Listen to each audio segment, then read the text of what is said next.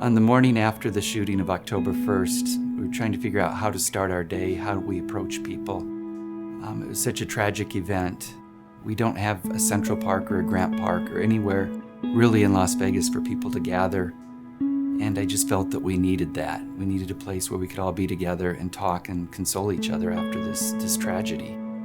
So I came up with an idea for a pop-up park that I thought would last for a couple of days that we would do.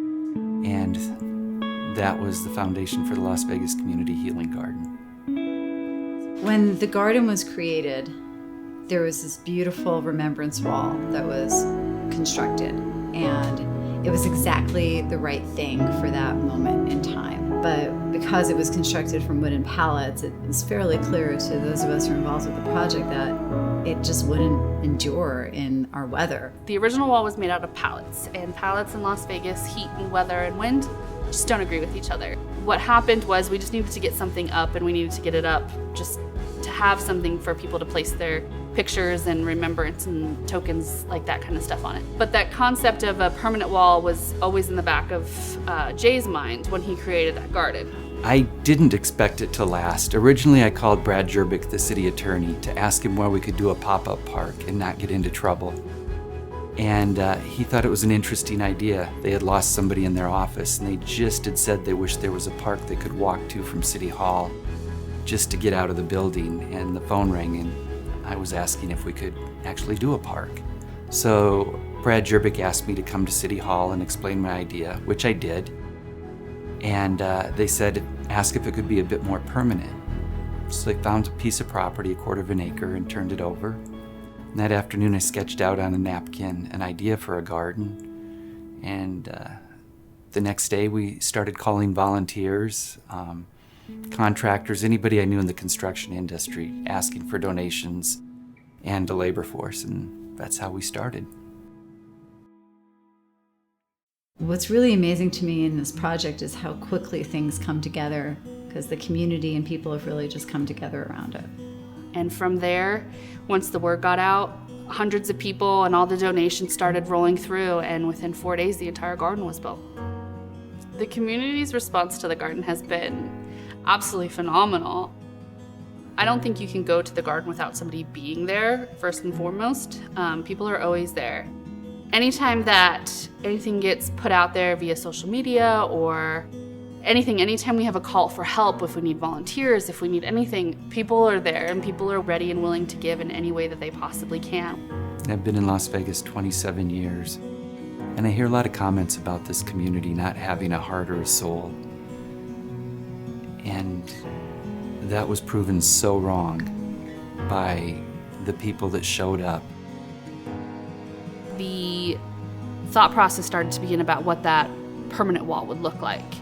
And since Jay had designed the original garden, he had already kind of started to think about what that permanent wall would look like. So he came up with the concept of what that wall would look like, drew it out, and then again, we just reached out to contacts and started getting all the donations and everything. We had architects come on board and contractors and everybody to make that dream a reality once again for the second time around as we get nearer to this, October 1 anniversary.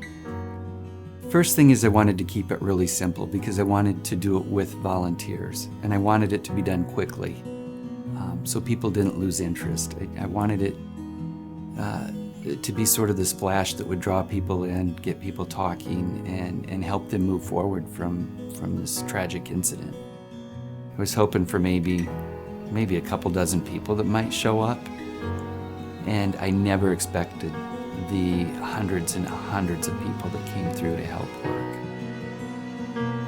The new wall is permanent wall. It's made out of Corten steel and Trex wood. Corten steel is one of the key components of the remembrance wall, which is if people ever drive around the Las Vegas area or in some other places that you might visit, there are these kind of brownish looking steel structures out on the side of the road, often sculptures, and that's Corten steel. And they use Corten steel a lot to add a little bit of a touch, more of an artistic look and feel and touch to a lot of structures.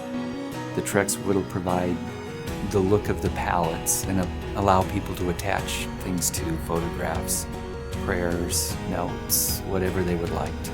We needed to keep some of the same elements of the original wall. We had to make sure that it was going to be made out of things that would survive and things that would last, because obviously we don't have to want to rebuild another wall. Right now, McCarthy Construction is helping out to build this wall. They're also building the Raiders Stadium. And it's very humbling that on a project that size, they would send a crew over to build this little wall in this little tiny park. That they've taken it on, and it's every bit as important to them as doing that stadium. And I find that amazing.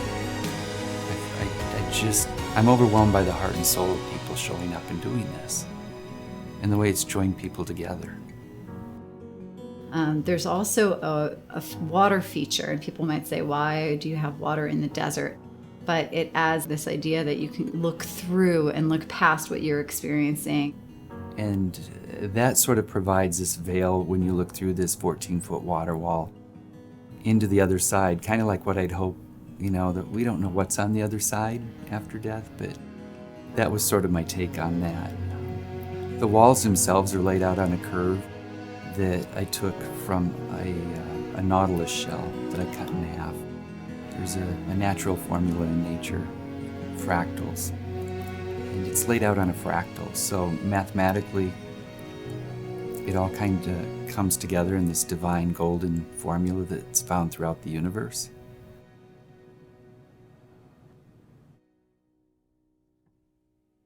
We want this to honor the lives that were lost, but we want people to sort of be inspired when they come to this garden and they read what's on this wall and see the names that are on this wall and the pictures that are left and the flowers, the notes, the prayers. We want them to be inspired to leave the garden and to go back into the world and do something positive, so we don't have to keep creating memorials for mass shootings and this sort of tragedy. The community as a whole has found healing in it in their own personal ways. We don't treat it as like a traditional memorial in a sense of mourning and everything. We want it to be about the people and about the lives that were lived, not the lives that were lost. And we want their smiling faces on the wall. We want their stories. We want all of those wonderful things there so that people can remember the people, not the tragedy that happened to them. It's not about that. It's about those special people that, happen to no longer be with us anymore. I hope they realize that we don't have to be victims. This tragedy did happen and it did change Las Vegas forever, but we can choose how we deal with it. We can either be a victim and we can retreat in fear, or we can join together and do something positive and fight against this kind of thing. When people come to the wall, a lot of the times they're coming because they're inspired by the incredibly sad events that happened on October 1.